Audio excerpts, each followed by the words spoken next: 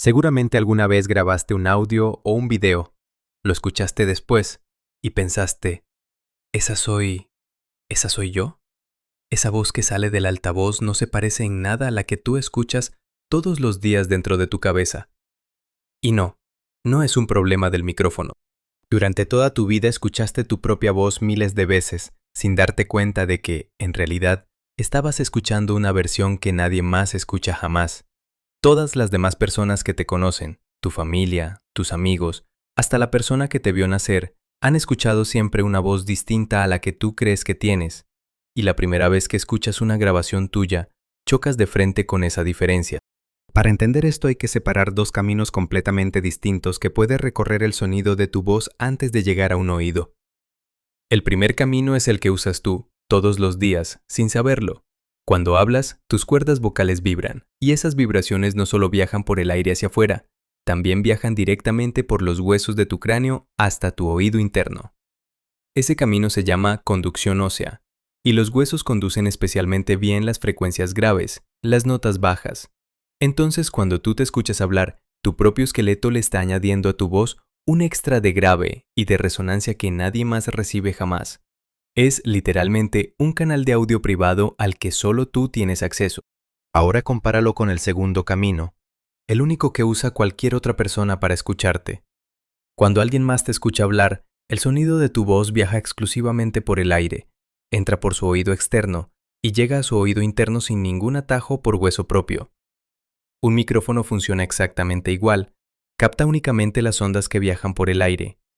Sin el refuerzo grave de la conducción ósea, esa versión de tu voz suena, en comparación, más aguda, más delgada, más metálica.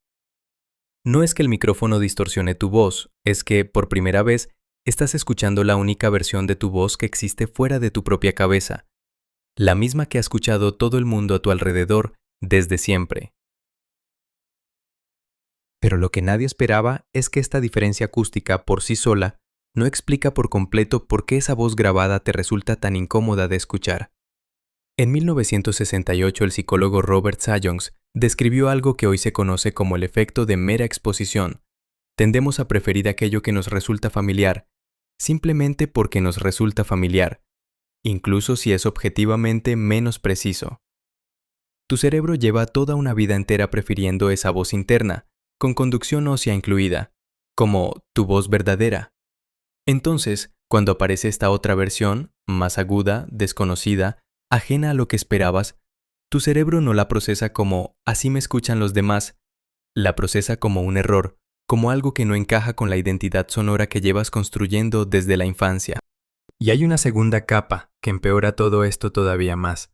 Cuando escuchas una grabación de tu propia voz, tu atención se dispara hacia ti mismo, de una forma que casi nunca ocurre en una conversación normal. De repente notas cada muletilla, cada pausa incómoda, cada palabra mal pronunciada, cada tono que no te gusta, detalles que jamás notarías en la voz de otra persona y que ni siquiera notas en tu propia voz mientras hablas en tiempo real. Es autoconciencia pura, amplificada al máximo.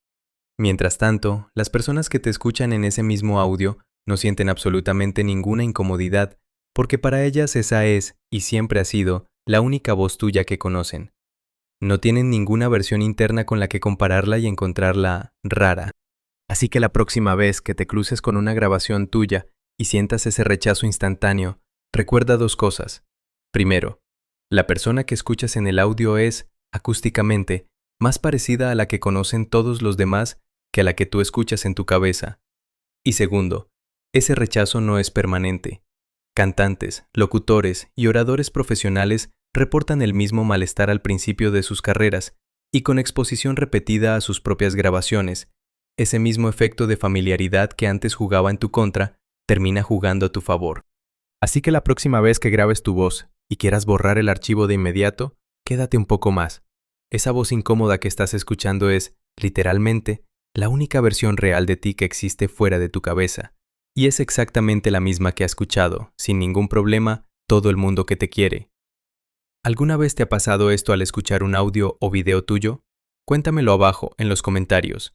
Y si esta explicación te ayudó a entender por qué odias tu propia voz grabada, dale like y suscríbete para la próxima pregunta que nadie hace.